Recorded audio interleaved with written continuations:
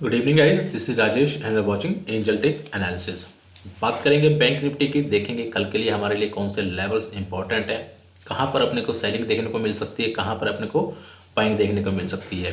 Finally देखिए, आज हमने जो एक फुलफिल कैंडल हमने क्लोज की है बैंक निफ्टी ने, यहाँ पर देखेंगे तो यहाँ पर एक अच्छी बॉडी यहाँ पर बनी हुई है। अब यहाँ पर कंपेयर करिए, कंपेयर क्या करना है, 1 2 3 4 एंड 5, ये 5 दिनों की कैंडल से अच्छी कैंडल बनी है। ठीक है ना, मतलब ये 5 दिनों की मूव को इस कैंडल ने ऑलमोस्ट समझ लीजिए एंगल्फ कर लिया है, या पिछली कैंडल को तो बिल्कुल प्रॉपर तरीके से एंगल्फ कर लिया है। अब क्या, अब देखिए, अब यहाँ पर क्या है, सबसे इंपॉर्टेंट चीज़, ये कोई भी रेजिस्टेंस के आसपास अगर एंगल्फिंग कैंडल बनती है तो वो बहुत अच्छा एक साइन है। बट यहाँ पर अगर ध्यान से देखेंगे तो ऊपर भी वीक है, मतलब नीचे भी वीक है, नीचे से बाइंग प्रेशर भी है, ऊपर से सेलिंग प्रेशर भी है। बट अगर आप ध्यान से यहाँ पर देखिए, कैंडल को समझना सीखिए, कैंडल को देखना सीखिए, कैंडल को किस तरीके से हम एनालाइज करते हैं। ठीक है, अब देखिए यहाँ पर हमारे पास सबसे इंपॉर्टेंट लेवल ये जो हमारे पास लॉन्ग लेग डोजी बनी हुई है, इस डोजी का लो है। ठीक है ना, ये ऑलमोस्ट 41,000 का लेवल है। अब 41,000 का लेवल एक साइकोलॉजिकल लेवल भी होता है। तो अब देखिए, 41,000 के नीचे अगर हम निकलते हैं तो हमको एक अच्छी मूव देखने को मिल सकती है। अदरवाइज मे बी कल हम 41,000 से अगेन एक सपोर्ट ले सकते हैं, और मे बी कम से कम 100 से 200 पॉइंट्स का बाउंस बैक अगेन एक कर सकते हैं। देखिए, अब ये जो कैंडल यहाँ पर बनी है, ये एग्जैक्ट ये मैंने 20 की मूविंग एवरेज लगा कर रखी हुई है। ये देखिए, यहाँ पर लिखा हुआ है एक्सपोनेंशियल है ये। और यहाँ पर देखिए, इस 20 मूविंग एवरेज को मार्केट क्रॉस नहीं कर पा रही है। जब भी मार्केट इस लेवल के पास जा रही है, मार्केट रेजिस्टेंस फेस कर रही है। देखिए, 1 दिन हो गया, 2 दिन हो गया, 3 दिन, 4 दिन, 5 दिन, और आज ऑलमोस्ट 6वां दिन था। ठीक है, तो 6वें दिन भी मार्केट ने इस लेवल को क्रॉस नहीं किया। जब भी मार्केट इस लेवल के पास जा रही है तो यहाँ पर क्या हो रहे हैं, सेलर्स एक्टिव हो रहे हैं, यहाँ पर मार्केट को नीचे लेकर के आ रहे हैं। अब हमारे लिए ये लेवल इंपॉर्टेंट है कि अगर ये 41,000 का लेवल नीचे की तरफ ब्रेक डाउन होता है तो हमारा अगला टारगेट ऑलमोस्ट 40,700 के आसपास यहाँ पर होना चाहिए। दूसरा देखिए, यहाँ से हमारे पास एक ट्रेंड लाइन आ रही है। अगर हम अगर इसको ऊपर की तरफ ब्रेकआउट करते हैं, देखिए किस केस में होगा ऊपर की तरफ ब्रेकआउट, जब यहाँ पर हमारे पास आज की जो कैंडल है इसका लो ब्रेक हो, लो ब्रेक होने के बाद 41,000 से हम यहाँ पर सपोर्ट लें, सपोर्ट लेने के बाद फिर यहाँ से ब्रेकआउट करें, तो इस ट्रेंड लाइन के पास जाकर के मतलब हमको अगला रेजिस्टेंस मिलेगा। मतलब ध्यान रखिएगा कि यहाँ से अगर हम ऊपर की तरफ ब्रेकआउट भी करते हैं ना, तो हमारे पास कोई बहुत बड़ा स्कोप नहीं है बाइंग के लिए। ये अगर ब्रेकआउट कैंडल क्लोज होती है तो मे बी अपने को एक दिन ट्रेंडिंग मार्केट यहाँ पर मिल सकती है। बट अगर मार्केट नीचे की तरफ कैंडल क्लोज करती है तो यहाँ पर मार्केट एक बार इस लो को टेस्ट करने के लिए आ सकती है। तो इस पर नज़र बना के रखिएगा, और ध्यान रखिएगा, जो पैसे हैं वो डाउन मार्केट में, गिरती हुई मार्केट में ज़्यादा बनते हैं रेदर देन जो मार्केट ऊपर की तरफ जाती है। ठीक है, तो चलिए हम यहाँ पर एनालिसिस कर लेते हैं। अब यहाँ पर देख लेते हैं हम यहाँ पर फाइनली अपना कल का ट्रेडिंग प्लान हमारा क्या है। उससे पहले देखिए, हम यहाँ पर देख लेते हैं कि आज का जो हमने ट्रेड किया वो किस तरीके से था। देखिए, सबसे पहले मैं यहाँ पर जो ट्रेड मैंने लिया था, एक पहला ट्रेड मैंने लिया था। वो पहला ट्रेड क्यों लिया था, ऑलमोस्ट देखिए यहाँ पर अगर आप ध्यान से देखेंगे तो इस कैंडल का ब्रेकआउट हो रहा था, लेकिन मुझे पता था कि ये रेजिस्टेंस यहाँ पर ऑलमोस्ट है 41,650 से लेकर के 41,700 एक हर्डल है हमारे लिए। तो यहाँ पर देखिए, कभी भी अगर आप ऐसी सिचुएशन में ट्रेड करने जा रहे हैं और मॉर्निंग का सेशन जो है बहुत ज़्यादा वॉलेटाइल होता है, तो वहां पर सबसे पहले आपको प्लान बनाना है। प्लान क्या बनाना है कि अगर आप यहां पर बाय करने जा रहे हैं तो आपको पता होना चाहिए आने वाला रेजिस्टेंस कौन सा है। तो यहां पर देखिए, ऑलमोस्ट जैसे ही प्राइस ने ये रेड कलर की जो कैंडल हमारे पास बनी हुई है कल की, ऑलमोस्ट फ्राइडे की, इसका हाई ब्रेक करती है, मैं इमीडिएटली मैं यहाँ पर बाय कर लेता हूँ। देखिए, अगर आपको एग्जीक्यूशन करना है ना, तो वहां पर आपको कुछ सोचना नहीं है, इमीडिएटली आप एग्जीक्यूशन करिए। सोचने समझने का टाइम सैटरडे और संडे को बैठ के एनालिसिस करिए, सीखिए, समझिए, जो मर्जी करना है वहां पर करिए। बट जब आपको एग्जीक्यूशन करना है तो सिर्फ और सिर्फ एग्जीक्यूशन। ठीक है ना, वहां पर हमने एग्जीक्यूशन किया, और यहाँ पर ऑलमोस्ट जैसे ही मार्केट ने 650 के आसपास का लेवल टेस्ट किया, यहाँ पर प्रॉफिट हमने बुक किया। ठीक है, अब यहाँ देखिए क्या होता है, यहाँ पर अगेन ये देखिए क्या है, ये कंप्लीटली एक रेंज में मार्केट ट्रेड कर रही थी, और फाइनली यहाँ पर जो कैंडल यहाँ पर बनती है, ये बड़े टाइम फ्रेम में 5 मिनट में तो चलिए एंगल्फिंग कैंडल बनी है, बट छोटे टाइम फ्रेम में मार्केट ने ऑलरेडी सिग्नल दे दिया था, तो मैंने वहीं पर जाकर के ट्रेड लिया। ठीक है, पहला ट्रेड में बाय कर लेता हूँ, दूसरा ट्रेड में यहाँ पर सेल कर लेता हूँ। अब देखिए, मार्केट इस लेवल तक आनी चाहिए, कंटिन्यू मार्केट ने ब्रेक डाउन किया, और जो हमारा मेन सपोर्ट लेवल था, ठीक है ना, 41,450 के आसपास, इस लेवल को टेस्ट किया।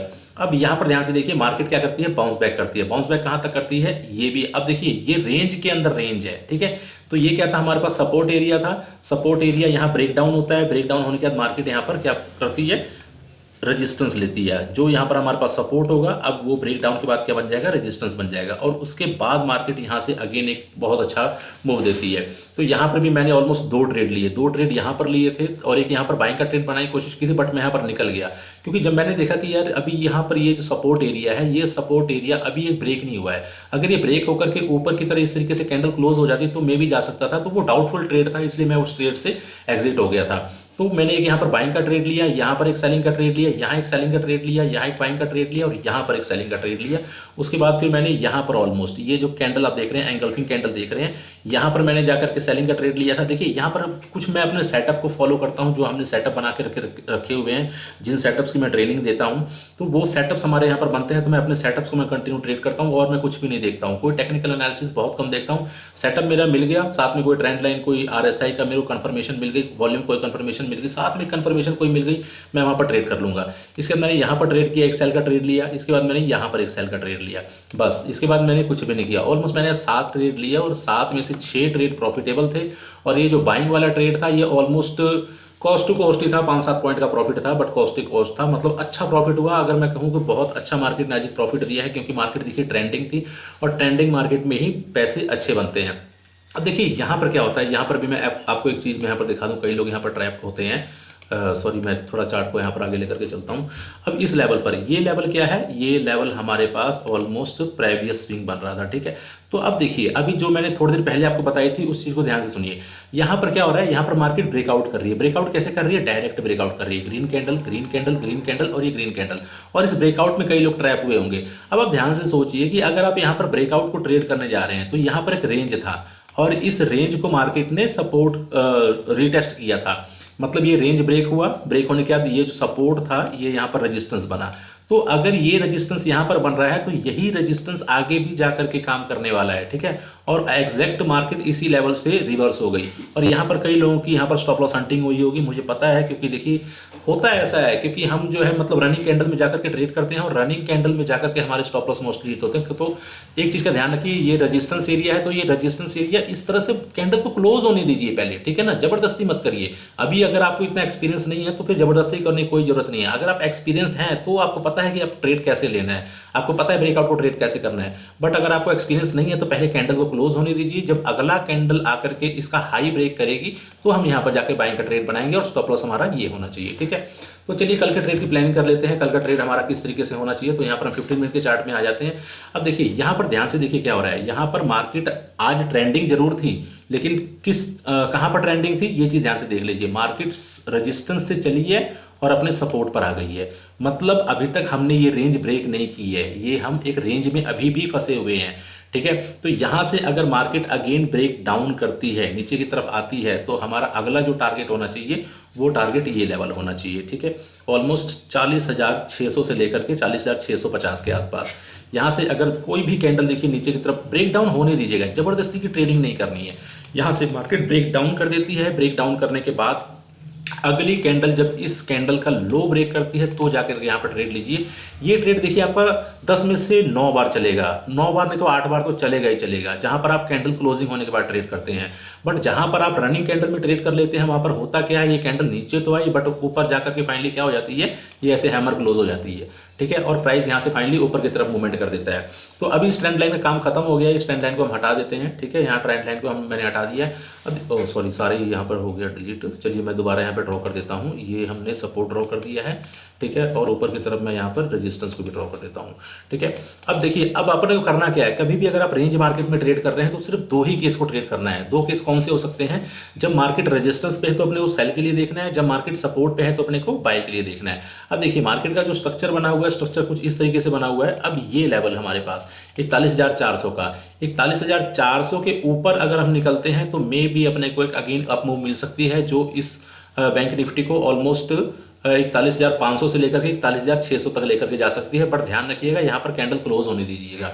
अब देखिए अपने को बड़ी मूव कब मिलेगी, बड़ी मूव ये जो हमारे पास पूरी रेंज बनी हुई है, ये सारी रेंज जो बनी हुई है, ये जब रेंज का ब्रेकआउट हो जाएगा, ये ब्रेकआउट चाहे ऊपर की तरफ हो चाहे ये ब्रेकआउट नीचे की तरफ हो, जिस तरफ भी ब्रेकआउट होगा अपने को एक अच्छी मूव देखने को मिलेगी।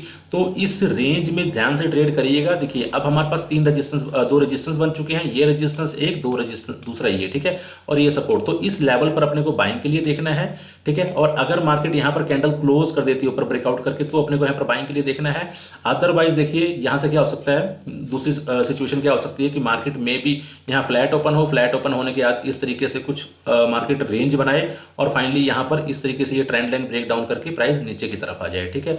दूसरा, अगर मार्केट एक बड़ा गैप अप ओपन हो जाती है तो अगेन अपने को इस लेवल से सेलिंग प्रेशर देखने को मिल सकता है, ठीक है। बाकी चीजें मैं आप लोगों को कंटिन्यू टेलीग्राम में अपडेट करता रहूंगा। मैं इंट्राडे में जो भी ट्रेड करता हूँ वो सारे मैं वहां पर अपडेट करता हूँ, सारे नहीं मोस्टली 50% तो मैं कर ही देता हूँ।